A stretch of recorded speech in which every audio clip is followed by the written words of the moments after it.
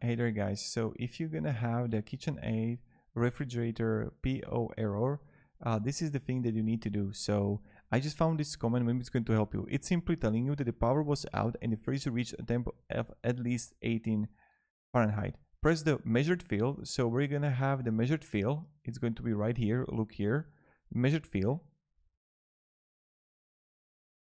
Button to confirm that you received the message. So all you have to do, PO is power outage.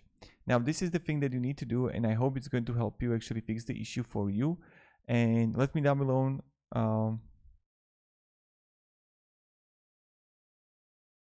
and then also this was the freezer being freezed up and disassembling the freezer, and unit was covered in ice. The whole unit using the hair dryer, problem gone. We were replacing single parts. So this is another thing that you do. And then what you can try to do is that you can also turn it off for like 10-15 minutes and then put it back in. So test it out. Have a great day and goodbye.